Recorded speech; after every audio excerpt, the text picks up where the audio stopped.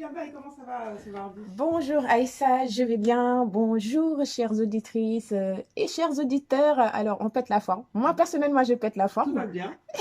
J'ai consommé une plante Ouais. aujourd'hui. Ah, Ah, ah. j'ai consommé une plante aujourd'hui, c'est un aphrodisiaque? Je Alors, la plaisante. plante elle-même s'appelle Iboga ou la plante sacrée. Alors, ou tabernante iboga est un arbuste de la famille des Apocynaceae qui pousse à la base dans la forêt équatoriale africaine, notamment au Gabon, en Guinée équatoriale, au Cameroun, en Angola et au Congo. Je vais y arriver. Oui. Les pygmées qui le nomment plante de Dieu, en fait, utilisent la racine depuis des milliers d'années pour se soigner. Et en nous intéressant sur l'appellation Ibuga, qui nous vient du verbe bogaga, signifiant soigner en langue Togo, appelée aussi Mitchogo, une population gabonaise qui est d'ailleurs sans doute l'un des premiers peuples africains à rejoindre les Pygmées sur le territoire de l'actuel Gabon. Donc la plante Iboga Aïssa est considérée comme sacrée parce que ses capacités médicinales et spirituelles ne sont plus approuvées, appelée vulgairement plante hallucinogène en Occident, Oui. parce que la plante iboga consommée à forte dose, hein, sans base culturelle, sans guide, sans rite, provoque des hallucinations, des vomissements et convulsions, mais aussi des visions. Oui.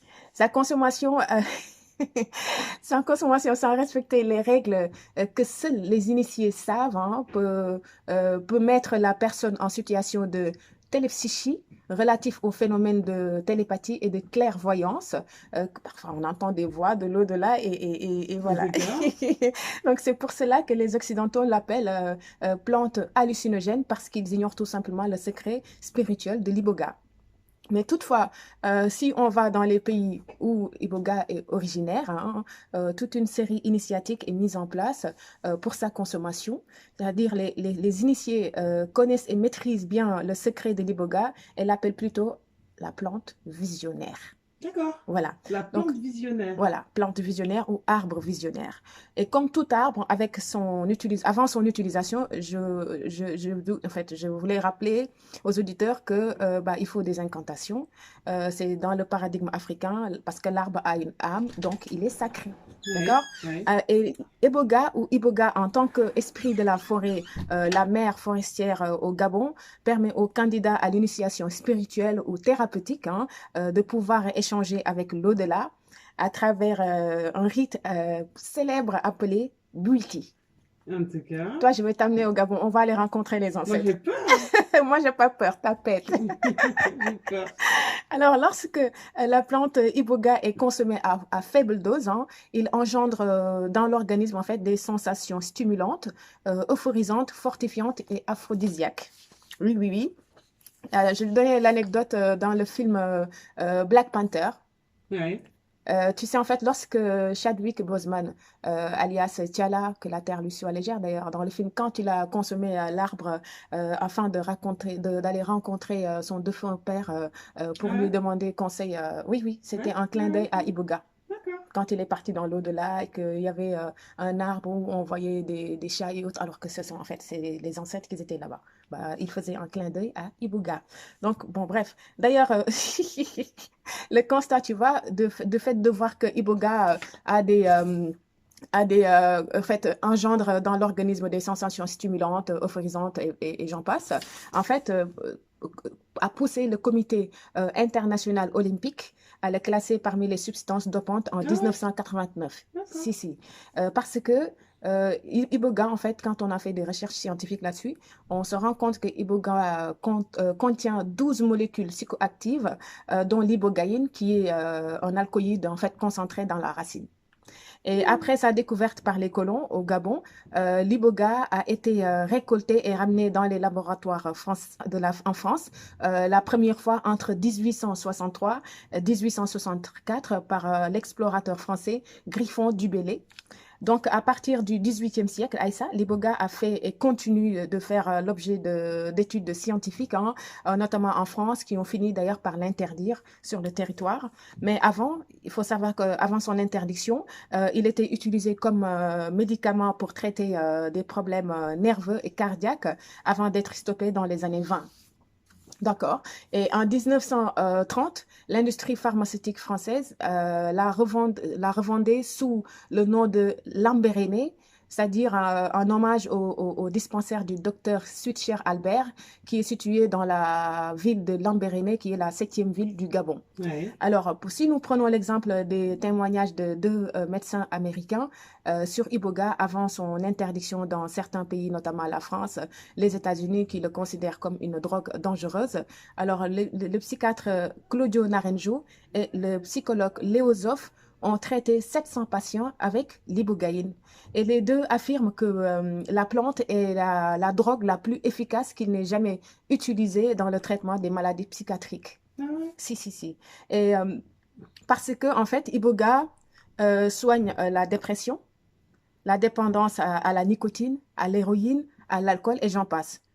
Pour une durée, en fait, c'est-à-dire sa toute première consommation, ça peut durer entre 6 et 1 an.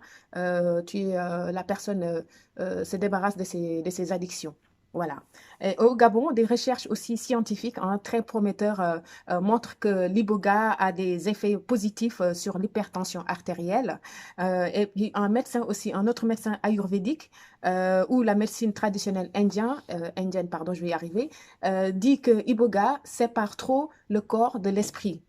Ça te rappelle quelque chose parce que nos ancêtres ils disent que eux ils soignent le malade en pensant par l'esprit quand on soigne le malade en Afrique. Donc, chez un toxicomane, par exemple, ou un patient qui souffre d'addiction à une quelconque drogue, il faut soigner son esprit, on est d'accord, parce que voilà, c'est l'esprit qui... Voilà. Donc, cependant, en fait, Aïssa, quelques pays consomment l'iboga sous différentes formes.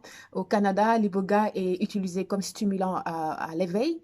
En Nouvelle-Zélande, il est vendu sous présentation d'une ordonnance et son usage est lié au traitement de l'addiction à la drogue dure. D'accord. Voilà. Concernant aussi les recherches de l'iboga, une douzaine de pays à travers le monde consacrent des études sérieuses à l'arbre sacré iboga.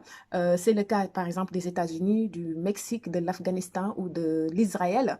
Des pays aussi comme le Brésil, le Ghana, la Thaïlande sont en train de le cultiver chez eux, sans oublier l'Israël qui est en train de cultiver la plante sous serre à cause de son climat défavorable à la plante. Malheureusement, la plante sacrée iboga est menacée de disparaître depuis sa médiatisation. Le bois sacré est surexploité et pillé et ses réserves sont victimes d'un trafic qui pourrait le faire disparaître d'ici peu d'années. Plusieurs centres aussi de désintoxication dans le monde utilisent l'iboga pour soigner les patients dépendantes de drogue, je l'avais dit en amont, je crois. Et il est aussi vendu sous plusieurs formes, à savoir en gélule, en écorce râpée, en solution buvable ou extraction chimique, je vais y arriver, et y compris aussi sur Internet, on peut trouver iboga, mais il faut le connaître. Et le pire est que tous ces pays Aïssa vont le trouver au Gabon, et même illégalement parfois. J'ai regardé beaucoup de reportages qui dénonçaient le pillage de l'iboga. Et actuellement, l'iboga est classé patrimoine national en 2000 au Gabon par ses autorités. Donc, Aïssa, pour finir... Allô, au Gabon, c'est ça? Donc, pour finir, je disais des mesures de protection juridique accompagnées d'une sensibilisation de la population afin de préserver iboga sont mises en place par le gouvernement. Voilà, c'était mon coup de cœur du jour, Aïssa, En tout aujourd'hui. cas, merci pour le voyage et pour ces traditions. On se retrouve mardi prochain. À mardi prochain, Aïssa. Salut. Salut.